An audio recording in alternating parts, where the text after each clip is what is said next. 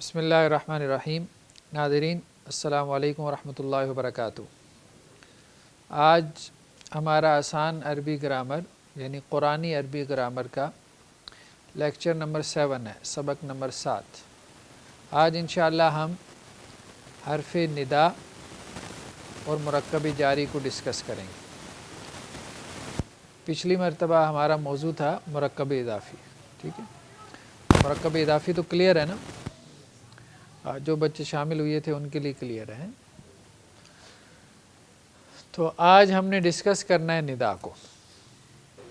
ندا کہتے ہیں آواز لگانے کو، ٹھیک ہے۔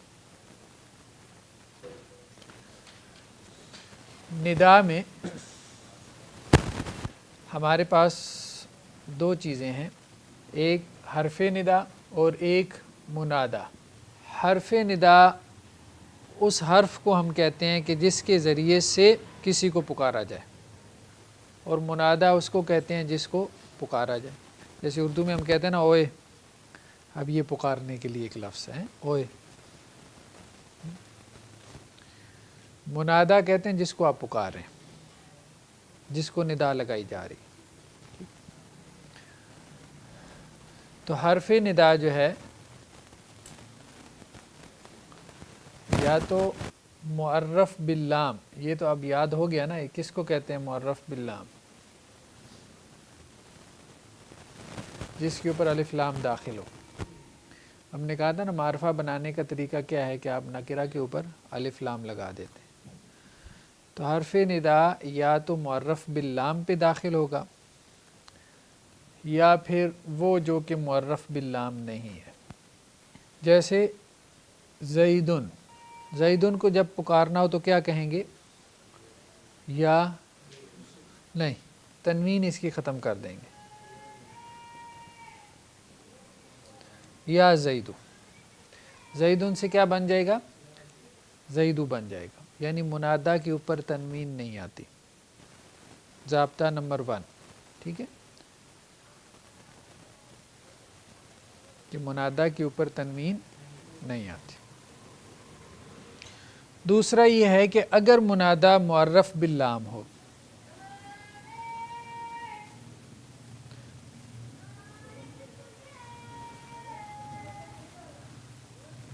بھاری بھرکم اصطلاحات ہیں، آسان سے الفاظ میں معرف باللام سے مراد اگر منادا جس کو آپ پکار رہے ہیں اس کے شروع میں الف لام ہے یا اس کے شروع میں الف لام نہیں، ٹھیک ہے۔ مطلب آپ اس کو یوں کر لینا، معرف باللام کا مطلب یہ ہے کہ اس کے شروع میں الف لام ہے، ٹھیک ہے۔ غیر معرف باللام کا مطلب کیا ہے کہ اس کے شروع میں الف لام نہیں۔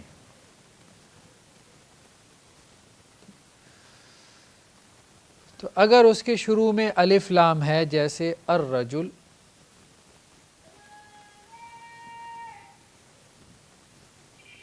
الرجل، تو اس کو جب ہم پکارتے ہیں تو اس کے شروع میں یا ایہا لگاتے ہیں، یا نہیں بلکہ کیا؟ یا ایہا۔ تو یہ کیا ہو جائے گا؟ یا ایہا الرجل۔ ہم یہ کہہ رہے ہیں نا کہ اگر الف لام نہیں لگا ہوا پھر تو یا لگے گا، ٹھیک ہے۔ حرف ندا آپ نے داخل کرنا ہے اسم کے اوپر، تو اسم کے شروع میں الف لام اگر نہیں لگا ہوا، غیر معرف باللام ہے، تو پھر حرف ندا کیا آئے گا؟ یا۔ اور اگر اسم ایسا ہے کہ اس کے شروع میں الف لام لگا ہوا ہے تو یا ایہا لگائے، اگر تو وہ مذکر ہے، اور اگر مؤنث ہے تو اسی کو مؤنث کر دیں گے یا ایہا کو۔ تو یا ایہا کی مؤنث کیا ہے؟ یا ایتھا۔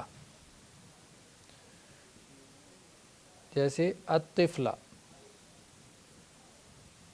بچی کے لیے لفظ استعمال ہوتا ہے طفل، طفل کی مؤنث کیا ہے؟ طفلتن، ٹھیک ہے۔ جس کو آپ پکاریں گے وہ معرفہ ہوگا نا، ٹھیک ہے۔ تو منادا کیا ہوگا؟ معرفہ۔ یہ بات تو سمجھ میں آ رہی ہے نا کہ وہ اسپیسیفک ہو جائے گا۔ تو یہ کیا ہو جائے گا؟ یا ایتھا، یا ایتھا الطفلۃ،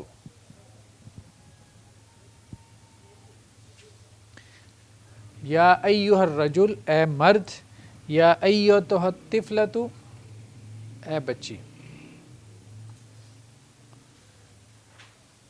یا اور اسی کو اگر مذکر کرنا ہو تو یہ کیا بن جائے گا؟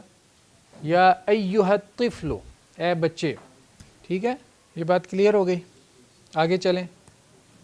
ہم نے مؤنث کی کتنی قسمیں پڑھی تھیں؟ اب بتائیں نا. مؤنث کی 3 قسمیں پڑھی ہم نے. ایک مؤنث سماعی تھی. ٹھیک ہے، مؤنث سماعی جیسے ہم نے کہا ہر، سنی سنائی، جس کو اہل زبان بولتے ہیں. ٹھیک ہے، ہمارے ہاں بھی جان مؤنث ہے نا، میری جان. میرا جان تو نہیں کہتے نا، پٹھان کہے گا، پنجابی تو نہیں کہے گا. ٹھیک، تو بہت ساری چیزیں جو ہے وہ اہل زبان اس کو مؤنث بولتے ہیں. تو نفس عربی زبان میں مؤنث استعمال ہوتا ہے. ٹھیک، جیسے ہم نے کہا تھا ہمارے ہاں سورج طلوع ہوتا ہے، عربوں کے ہاں سورج طلوع ہوتی ہے. ٹھیک ہے، وہ اس کو مؤنث بولتے ہیں. تو یا ایھا النفس المطمئنہ، جی یہ کون سا مرکب ہے؟ پڑھا ہے ہم نے، کون؟ مرکب توصیفی ہے. ٹھیک ہے، موصوف کیا ہے اس میں؟ نفس. اور مطمئنہ کیا ہے اس کی صفت. ٹھیک ہے، ہم یہ بات کر رہے تھے حرف ندا کی کہ اگر منادہ جو ہے مفرد ہو تو وہ رفع کی حالت میں آتا ہے. اب یہ ضابطہ نمبر 2. پہلا ضابطہ ہم نے کیا ڈسکس کیا؟ ضابطہ نمبر 1 کہ منادہ کے اوپر تنوین نہیں آتی. ٹھیک ہے، دوسرا ضابطہ یہ تھا کہ اگر منادہ جو ہے غیر معرف باللام ہو، یعنی اس پہ الف لام نہ ہو، تو حرف ندا یا استعمال ہوتا ہے. اور اگر منادہ معرف باللام ہو تو حرف ندا کیا استعمال ہوتا ہے؟ یا ایھا یا ایتھا. اب ہم تیسرا ضابطہ یہ پڑھ رہے ہیں کہ منادہ اگر مفرد ہو، منادہ تو سمجھ رہے ہیں نا جس کو پکارا جا رہا ہے. ٹھیک، منادہ، جی ہاں ہم نے کہا ہاں سوری آپ نے ٹھیک کہا، یہ حرف ندا تو ہم نے یہ یہاں آنا چاہیے. ہاں،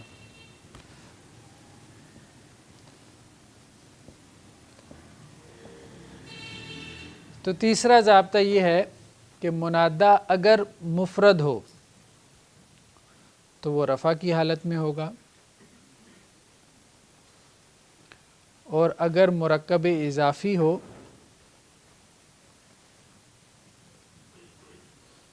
تو وہ نصب کی حالت میں ہوگا.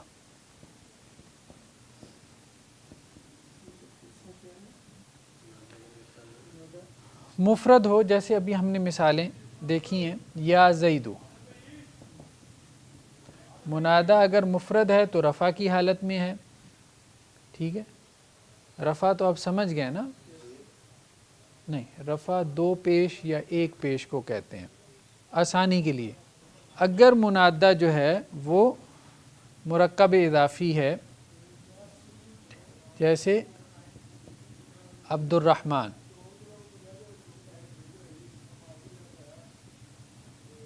مرکب اضافی ہے نا. مرکب اضافی پچھلی دفعہ ہم نے پڑھا تھا. تو مضاف کا کیا قاعدہ ہم نے دیکھا تھا کہ مضاف کے اوپر کیا 2 چیزیں نہیں آتی؟ ایک الف لام اور ایک تنوین.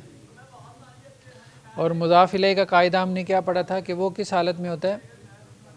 حالت جر میں. ٹھیک ہے، تو عبد الرحمن کا ترجمہ کیا ہوگا؟ رحمان کا بندہ. لیکن عبد الرحمن اب ایک نام بھی ہوتا ہے نا. تو اب اگر آپ نے عبد الرحمن کو پکارنا ہے تو آپ شروع میں کیا لگائیں گے؟ یا، اور یہ کیا ہو جائے گا؟ عبد الرحمن نہیں بلکہ کیا ہو جائے گا؟ عبد الرحمن. اور عربی میں عام قاعدہ یہ ہے کہ جس کو آپ پکاریں ہو اگر وہ مرکب اضافی ہے تو یہ بھی ہوتا ہے کہ آپ یا گرا دیتے ہیں. یعنی آپ کیا کہیں گے؟ عبد الرحمن.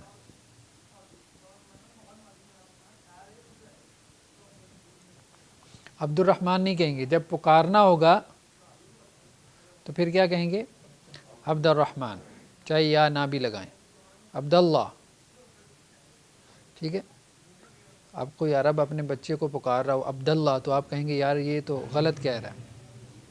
عبداللہ ہے، یہ عبداللہ کو کیا کہہ رہے ہیں؟ عبداللہ کہہ رہے ہیں. تو وہ کس وجہ سے عبداللہ کہہ رہا ہوتا ہے؟ وہ اس کو جب پکارے تو اس کو عبداللہ کہے گا، کیونکہ وہ منادہ ہے.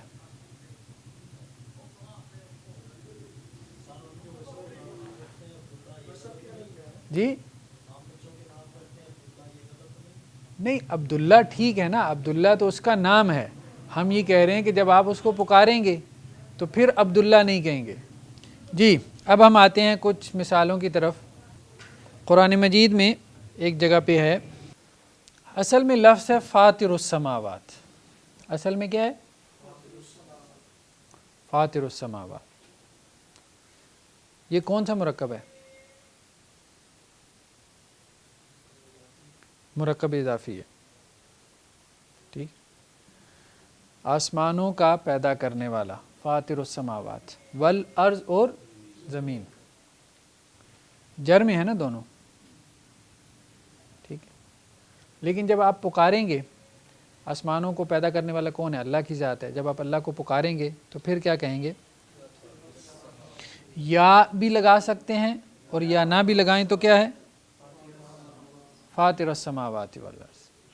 کہ قرآن جو ہے وہ ربنا کو، جب ربنا، جیسے بہت ساری دعائیں ہیں قرآن مجید میں، وہ کس سے شروع ہوتی ہیں؟ ربنا سے. ربنا ظلمنا انفسنا، ربنا آتنا فی الدنیا. یہ اصل میں کیا ہے؟ ٹھیک ہے، یہ ہے نا، اے ہمارے رب.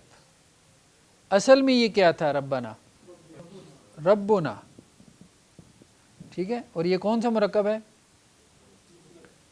نہیں، مرکب کون سا ہے یہ؟ دیکھیں نا، یہ مرکب ہے نا، رب پلس نا. یہ کون سا مرکب ہوا؟ مرکب اضافی ہے. یہ نا کس حالت میں ہے؟ جر کی حالت میں. اس کی رفع کیا ہے؟ نحنو. نحنو نانا. ٹھیک ہے، تو رب نا، ہم کا رب یا ہمارا رب. ٹھیک، ہم نے کہا مرکب اضافی میں کا کی کے آتا ہے. ہم نے ضمائر کی پوری گردان پڑھی تھی نا. نحنو نانا، تو نحنو کی نصب اور جر کیا ہے؟ نا اور نا. ہر چیز کو اس طرح سے نہ لینا کہ زیدن زیدن زیدن. ہم نے یہ بات کئی دفعہ ڈسکس کی ہے کہ رفع کا ایک سائن نہیں ہے، ایک علامت نہیں ہے.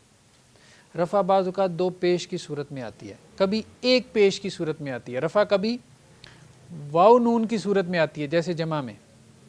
رفع کبھی الف اور لمبی تا کے ساتھ آتی ہے جیسے جمع مؤنث میں. اسی طرح سے نصب بھی ہے.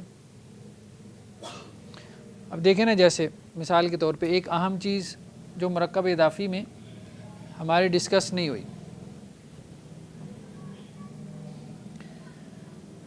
کہ رفع نصب جر کی ایک جو صورت ہے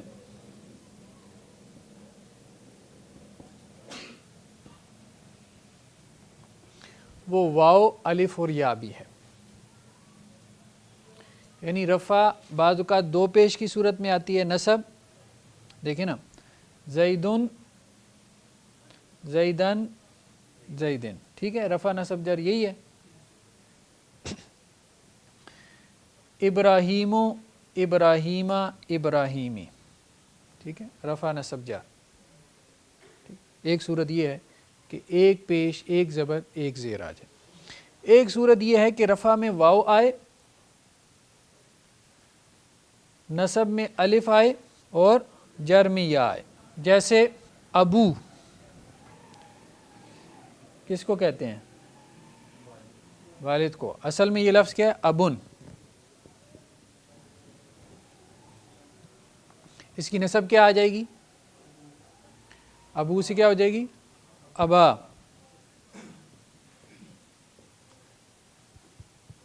جر کیا ہو جائے گی؟ ابی. اسی طرح سے اخن کس کو کہتے ہیں؟ بھائی کو. اس کی رفع کیا ہوگی؟ واو کے ساتھ اخو. نصب کیا ہوگی؟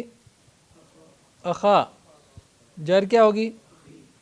ایک لفظ اور عربی میں بہت استعمال ہوتا ہے، زو.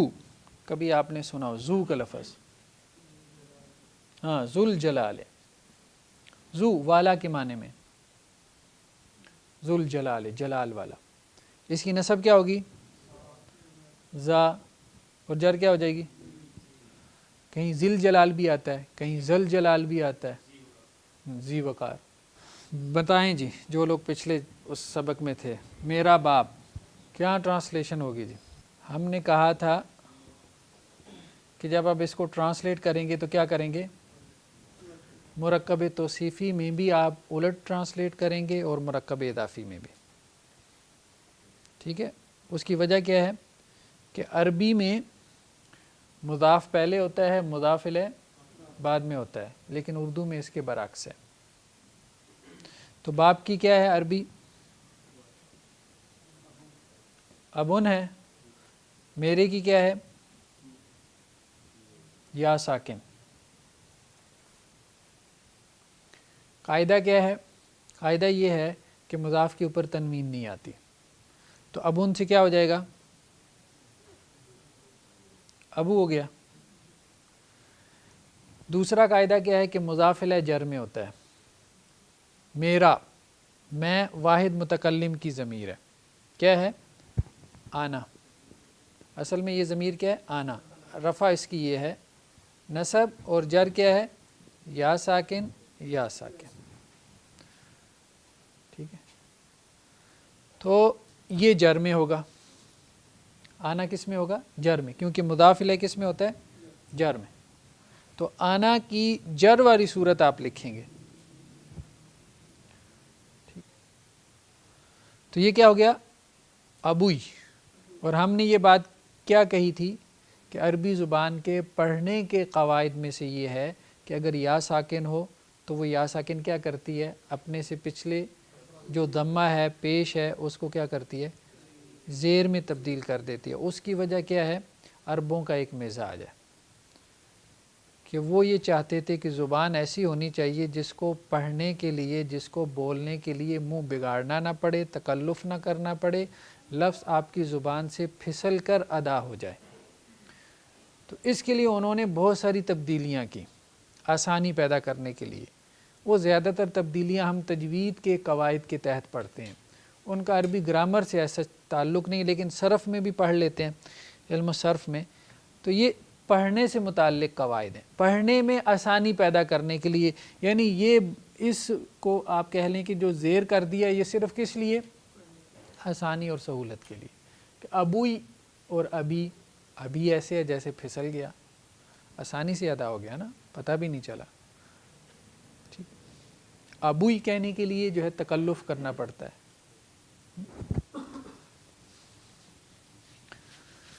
تو ہم کیا بات کر رہے تھے کہ ربنا کی. تو جب قرآن مجید میں یا نہیں ہے تو ہم نے اس پہ یا جو ہے وہ نہیں لگانا.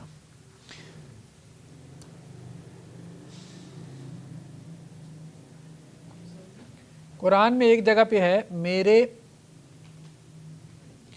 جیل کے دو ساتھیوں.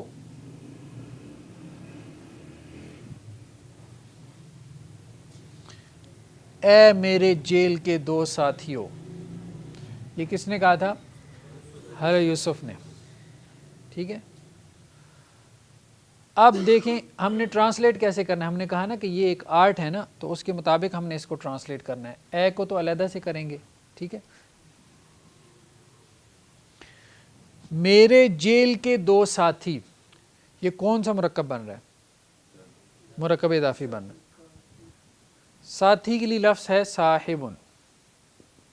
اس کا تثنیہ کیا آئے گا؟ صاحبان ہے. جیل کے ساتھی، جیل کہتے ہیں سجن کو. سجن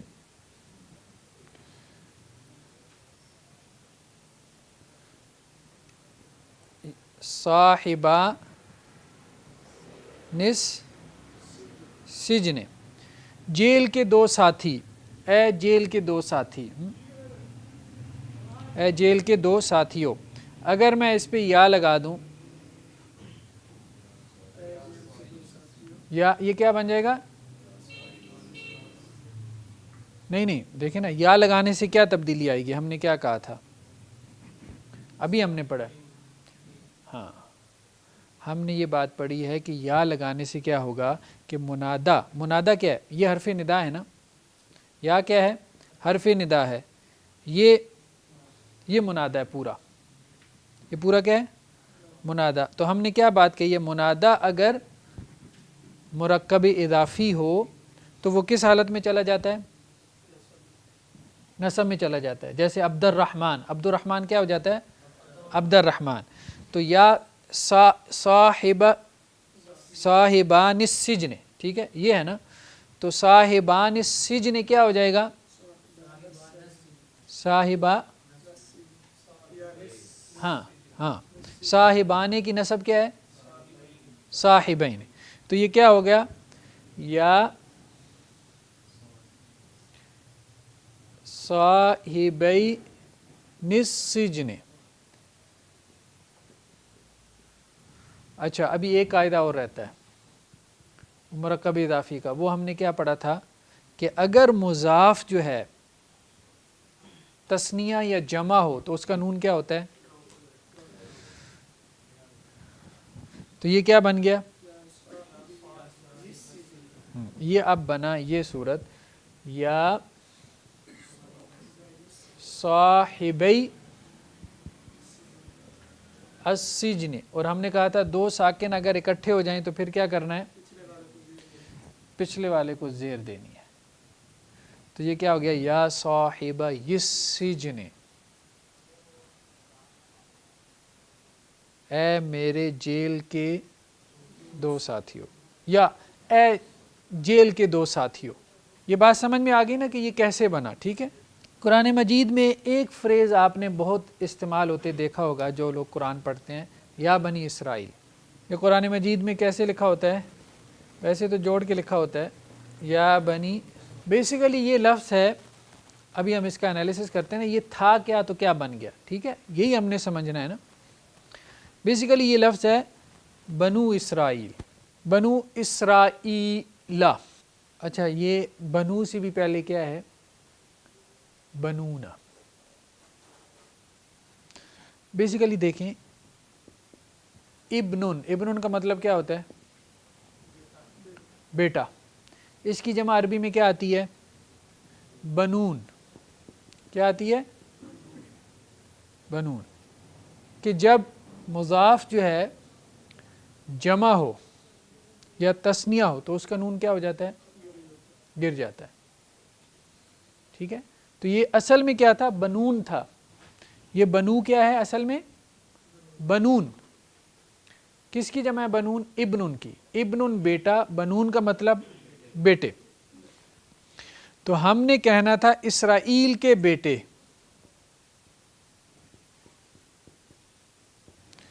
اسرائیل کس کا لقب ہے؟ حضرت یعقوب کا. تو کیا ہو گیا؟ یہ بنو اصل میں بنون ہے. ٹھیک ہے، نون گرا ہوا ہے، یہ ذہن میں رکھنی ہے. ٹھیک، بنو اسرائیل. اچھا یہ مضاف ہے نا بنو، اور یہ کیا ہے؟ مضاف الیہ. مضاف الیہ کس حالت میں ہوتا ہے؟ حالت جر میں. تو اس کی کون سی حالت ہے؟ حالت جر ہے. اس کی وجہ کیا ہے کہ یہ ہم نے ایک پڑھا تھا کہ ایک ہوتا ہے معرب اور ایک ہوتا ہے غیر منصرف. یاد ہے کسی کو غیر منصرف؟ اسم کی ایک قسم ہے معرب، ایک قسم ہے غیر منصرف، اور ایک قسم ہے مبنی. معرب اس کو کہتے ہیں کہ جس میں تینوں حالتیں ایک دوسرے سے کیا ہوتی ہیں؟ علیحدہ ہوتی ہیں. جیسے زیدن، زیدن، زیدن. ٹھیک ہے. غیر منصرف میں نصب اور جر ایک جیسی ہوتی ہے. جیسے ابراہیم ابراہیم، ٹھیک ہے، ابراہیم ابراہیمہ ابراہیمہ، تو غیر منصرف ان اسماء کو کہتے ہیں کہ جن میں نسب اور جر سیم ہوتی ہے. تو اسرائیل اسرائیلا اسرا یہ غیر منصرف ہے. عام طور پہ جو غیر عربی نام ہوتے ہیں وہ غیر منصرف ہوتے ہیں. غیر عربی یعنی دوسری لینگویج سے جو نام عربی میں آئے، چونکہ اسرائیل اب عبرانی زبان کا لفظ ہے نا، عبرانی جو ہے وہ عربی سے پہلے تھی، عبرانی سے عربی نکلی ہے. تو غیر عربی لفظ جب عربی زبان میں استعمال ہوتا ہے تو وہ عموماً غیر منصرف استعمال ہوتا ہے. تو اس لیے اس کی 3 حالتیں کیا ہیں؟ اسرائیل اسرائیلا اسرائیلا. تو یہ جر میں ہی ہے، کہنے کا مطلب کیا ہے کہ یہ جر میں. لیکن یہ ہے کہ یہ بنو جو ہے جب آپ اس پہ داخل کریں گے یا، تو یہ کیا بن جائے گا؟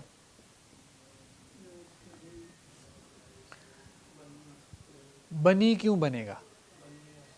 بنینا سے. بنونا کی اب دیکھیں نا، بنون، ٹھیک ہے، بنون، اور اس کی نسب اور جر کیا بنے گی؟ بنین بنین، مسلمون مسلمین مسلمین، ٹھیک ہے. تو یہ بیسیکلی کیا ہو جائے گا؟ اپنی حالت نسب میں کیا ہو جائے گا؟ بنی یا بنی اسرائیل. اچھا، قرآن میں جب استعمال ہوتا ہے تو وہ یوں استعمال ہوتا ہے، پھر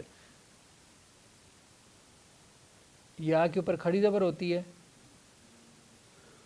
یا بنی. اب آپ دیکھیں کہ یہ کتنے جو ہے وہ چینجز سے گزر کے یہ لفظ بنا ہے، یا بنی اسرائیل. کتنے اس کے اوپر قواعد اپلائی ہوئی ہیں، ٹھیک، پھر جا کے اس کی وہ صورت بنی ہے. تو وہ قواعد پیچھے ذہن میں ہوں گے تو آپ کو اس لفظ کا انالیسس کرنا آسان ہوگا کہ یہ اصل میں ہے کیا.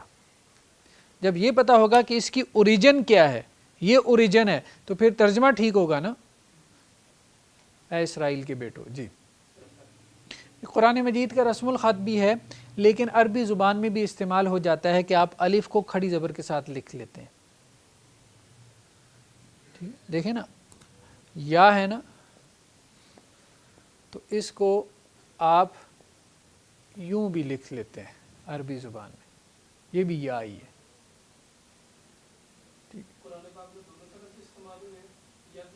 نہیں، ایک ہی. اس کی وجوہات ہیں کچھ، وہ وجوہات جو ہے وہ علم قرات سے متعلق ہیں، ٹھیک ہے، وہ ایک دوسرا شعبہ ہے علوم قرآن کا. اب دیکھیں نا قرآن مجید میں، اب بات آگے چلے، میں ایک مثال بیان کر دیتا ہوں. قرآن مجید میں سورہ فاتحہ ہم سب لوگ پڑھتے ہیں، وہاں پہ ایک لفظ ہے مالک.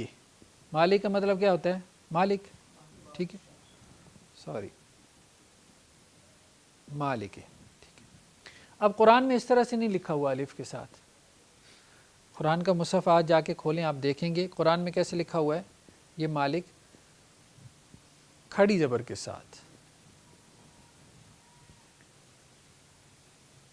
ٹھیک ہے، الف کے ساتھ نہیں لکھا ہوا. اس کی وجہ کیا ہے؟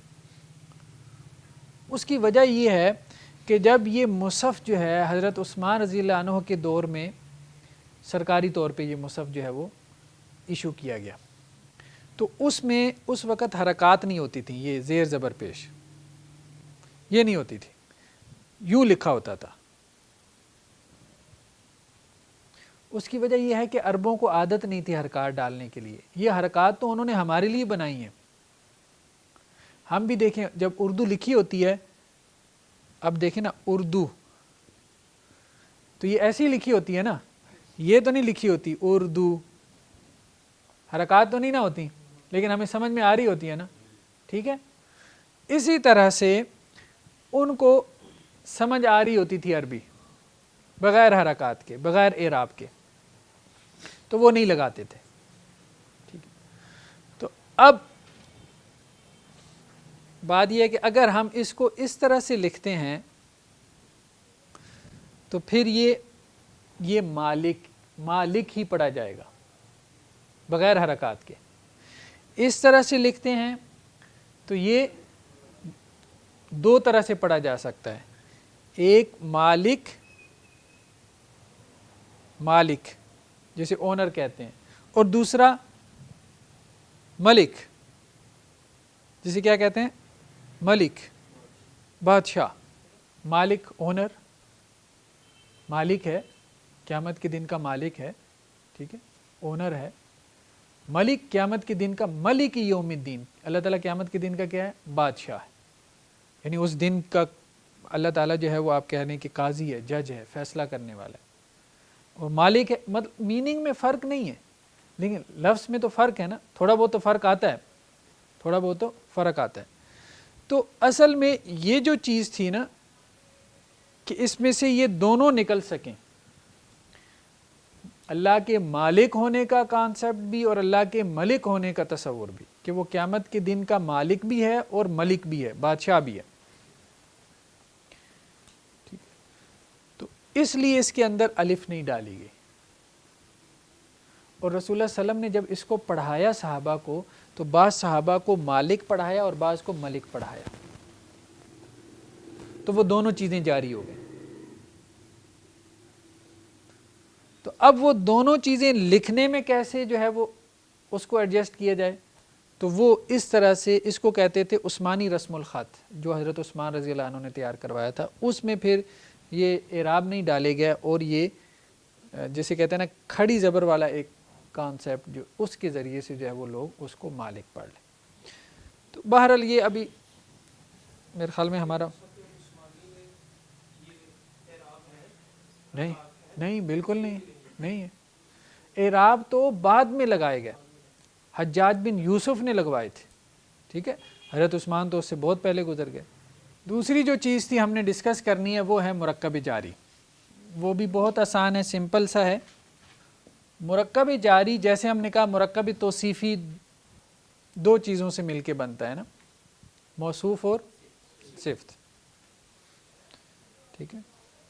اسی طرح سے ہم نے کہا کہ جی مرکب اضافی دو چیزوں سے مل کے بنتا ہے، مضاف اور، تو مرکب جاری دو چیزوں سے مل کے بنتا ہے، ایک ہے حرف جار، یہ حرف ہے، اس کو جار کہتے ہیں، جار کا مطلب ہوتا ہے جر دینے والا، ٹھیک ہے، اور جس کو یہ جر دیتا ہے اس کو مجرور کہتے ہیں، جس اسم کو یہ جر دیتا ہے اس کو مجرور کہتے ہیں۔ یہ حرف جو جر دیتے ہیں یہ 17 ہیں، ان ٹوٹل کتنے ہیں؟ 17 ہیں۔ قرآن میں کوئی زیادہ نہیں استعمال ہوئی ہے، 12-13 سارے نہیں استعمال ہوئے، لیکن جو معروف ہے وہ ہم دیکھ لیتے ہیں۔ جیسے من ہے، من کا مطلب کیا ہوتا ہے؟ سے، سے زید سے، اگر کہنا ہو زید سے تو کیا بنے گا؟ من زئی دن، ٹھیک ہے، جر میں چلا جائے گا۔ جیسے الا کا کیا مطلب ہوتا ہے؟ طرف، تک، اللہ، اللہ تک، الا، جیسے اب آپ دیکھیں نا دونوں کی مثال آپ قرآن سے لے لیں، قرآن کہتا ہے مسجد حرام سے مسجد اقصی تک، اللہ کے رسول کو جو دو معراج کے دو حصے تھے نا، ایک اسراء تھا اور ایک معراج تھی، تو معراج کے سفر میں من المسجد الحرام مسجد الحرام الى المسجد الاقصی،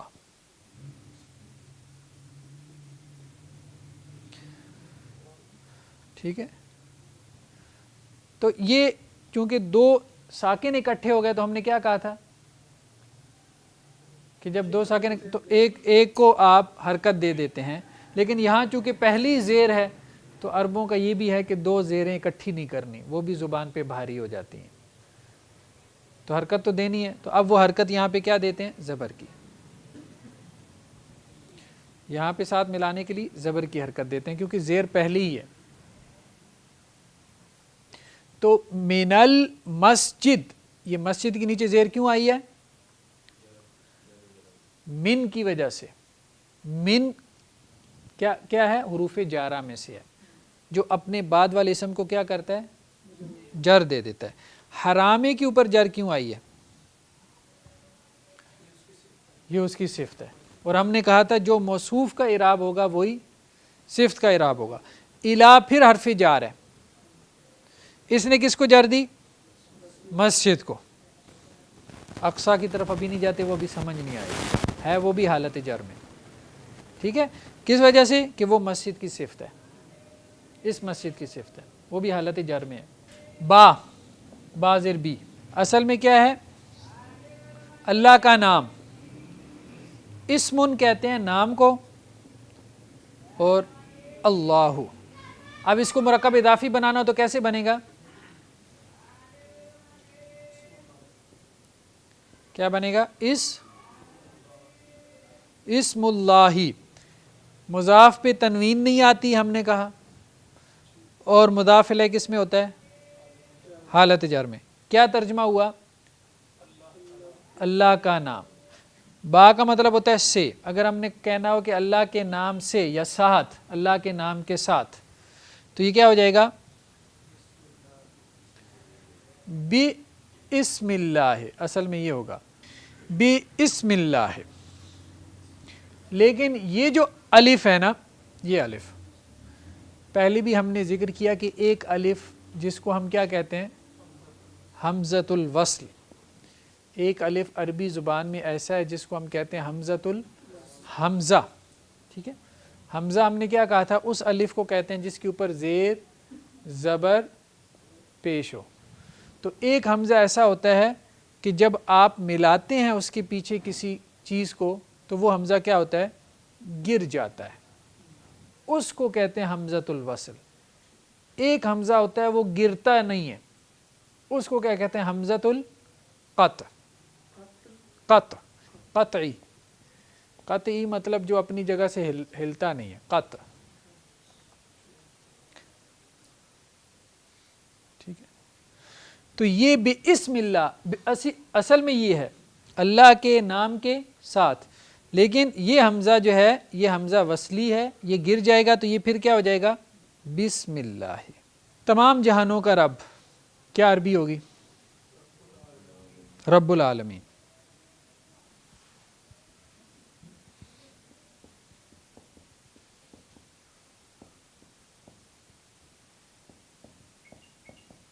ٹھیک ہے؟ یہ مضاف ہے، یہ کیا ہے؟ کس حالت میں ہے؟ حالت جر میں۔ عالمون، عالمین، عالمین، ٹھیک۔ اب اس پہ با لگا دیں تو کیا بن جائے گا؟ ہاں لگائیں شروع میں با، برب العالمین، کیا بن جائے گا؟ رب الناس، رب الناس، تمام لوگوں کا رب، مضاف مضاف الیہ، با لگا دیں تو کیا بن جائے گا؟ قل اعوذ برب الناس۔ رب الفلق، صبح کا رب، فلق، صبح جب پو پھٹتی ہے نا اس کو فلق کہتے ہیں، جی آسمان کو، سما، ہاں۔ تو رب الفلق، برب الفلق۔ اسی طرح سے واو ہے، وہ واو جو قسم کے لیے آتی ہے، واو، وہ واو جو قسم کے معنی میں ہو۔ ایک واو ہوتی ہے جس کا معنی ہوتا ہے اور، اینڈ، یہ ہم نے پڑھی ہے واو۔ ایک واو ہوتی ہے جس کا مطلب ہوتا ہے قسم، جیسے واللہ، والعصر، ٹھیک ہے؟ واللہ، والضحیٰ، ٹھیک ہے؟ والفجر، ٹھیک ہے؟ ہاں والتین، یہ سب قسم کے لیے۔ والشمس وضحیٰ، تو یہ واو جو قسم کے معنی میں ہو یہ بھی کیا کرتی ہے؟ جر دیتی ہے، ٹھیک۔ اسی طرح فی میں کے معنی میں آتا ہے، فی الحیات الدنیا، ٹھیک ہے؟ قرآن میں ہے نا، فی الحیات الدنیا، فی جنات النعیم ہے، فی قلوبہم، ٹھیک ہے، حیات جر میں ہے، فی جنات النعیم،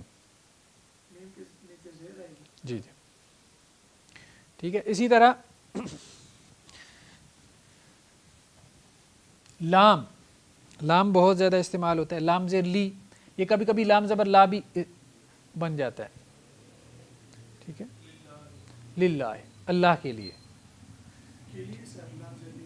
کے لیے، للہ اللہ کے لیے، لرب العالمین، لرب العالمین، رب العالمین کے لیے.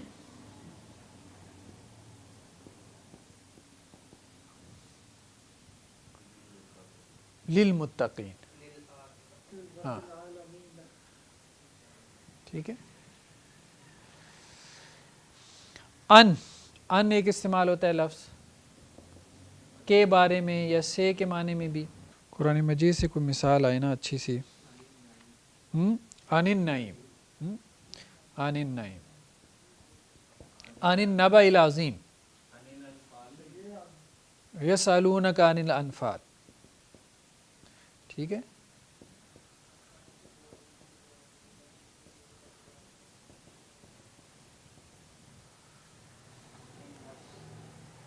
جی. کاف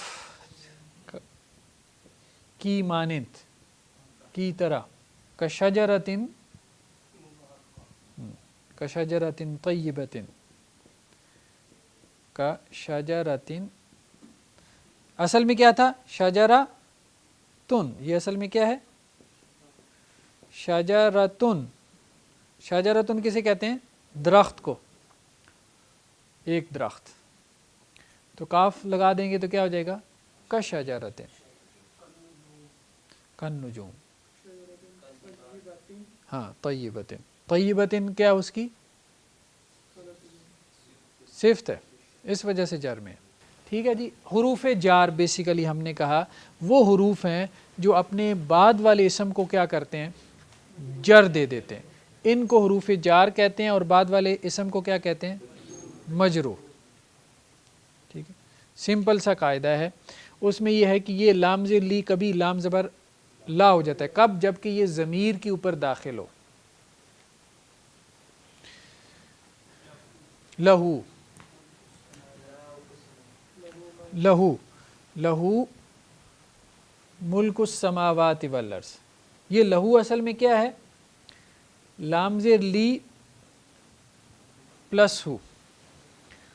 اور ہو کیا ہے اصل میں؟ ہو کی رفع کیا ہے؟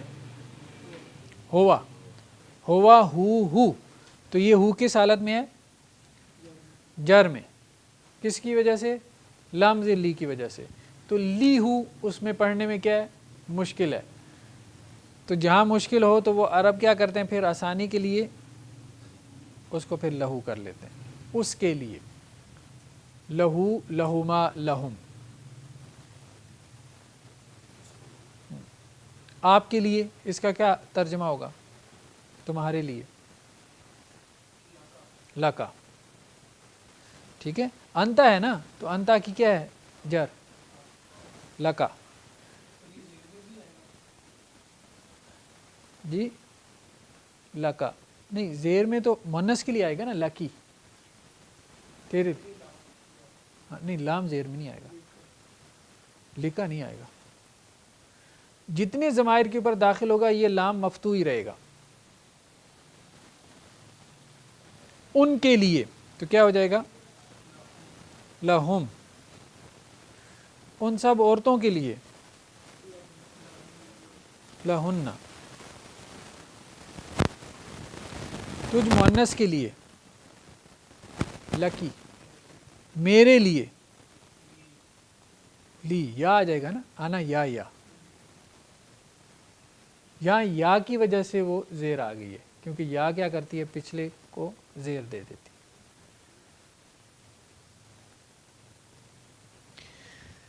بس تھوڑی سی مشق کرتے ہیں، قواعد تو ہم نے پڑھ لی ہے، قرآن سے ہم بس تھوڑی سی مشق کرتے ہیں. انکا لمن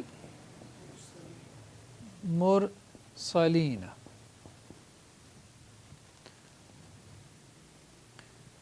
ٹھیک ہے. من کیا ہے؟ حرف جار ہے. یہ اصل میں من تھا، تو ہم نے کہا دو جب جمع ہو گئے تو ساتھ ملانے کے لیے زبر دے دی. ٹھیک ہے. مرسلین کیا ہے؟ مجرور کہیں گے نا. حرف جار کے بعد جو اسم ہوگا ہم اس کو کیا کہیں گے؟ یہ کس حالت میں ہے؟ حالت جر میں. اس کی رفع کیا ہے؟ مرسلون، مرسلین، مرسلین. جار اور مجرور مل کے کیا بنا؟ مرکب جاری. انکا، یہ کا کیا ہے؟ کا ضمیر ہے. کس حالت میں ہے؟ نصب کی حالت میں.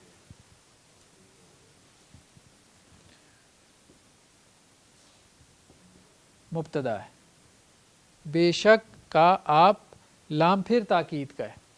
لازمن من المرسلین، رسولوں میں سے. ٹھیک ہے. آپ کے بارے میں خبر کیا دی جا رہی ہے؟ کہ آپ رسولوں میں سے.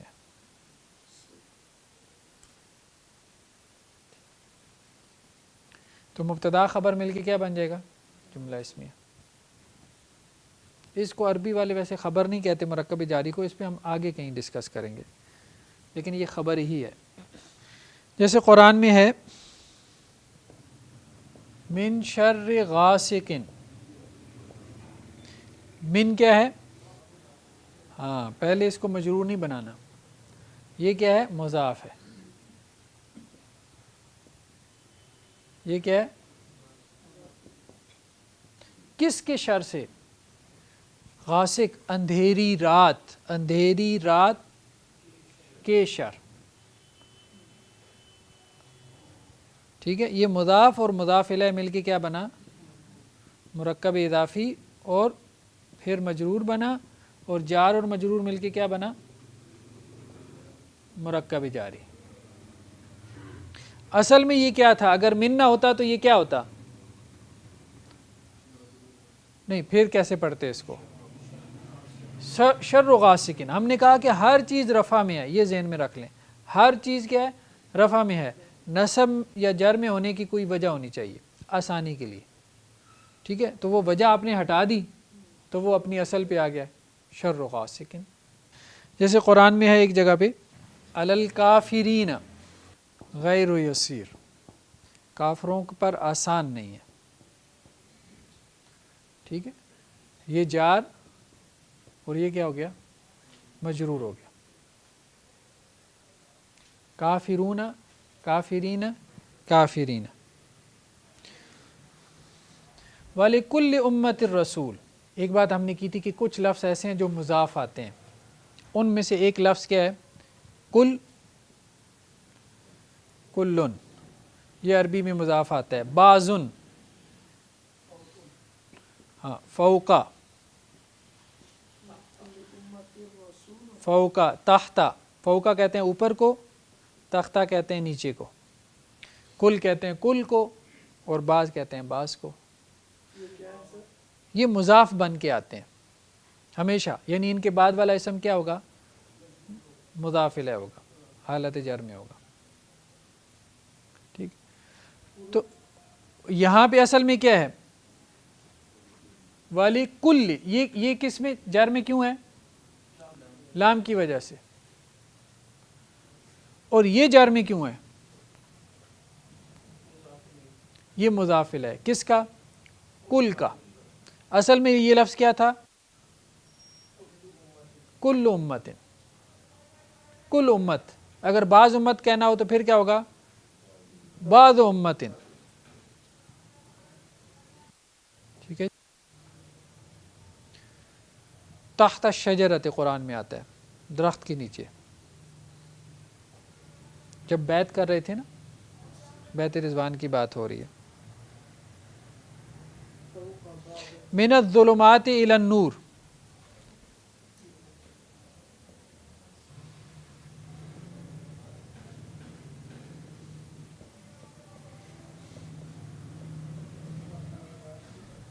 من کی وجہ سے یہ کیا ہے حالت جر میں, اور الا کی وجہ سے یہ اندھیروں سے روشنی تک. ٹھیک ہے. فیہ ذکرکم, قرآن میں تمہارا ذکر ہے. اس کا ضمیر کے ساتھ بھی استعمال نہ مشق کریں تو پھر یہ قرآن مجید میں کافی زیادہ ہے. فیہ ذکرکم, اس فیہ کا انالیسس کریں, یہ کیا ہے؟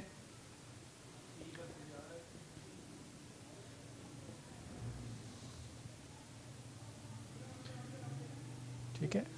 ہوا تھا اصل میں, ہوا ہو, یہ اصل میں کیا تھا؟ ہو. لیکن فی ہو, اور اب کیا کرتے ہیں وہ پھر اس کو زیر دے دیتے ہیں. تو یہ تھوڑی تھوڑی سی ویریشنز ہیں, یہ پریکٹس سے آپ سمجھ جائیں گے. ٹھیک ہے. تو فی ہی, اس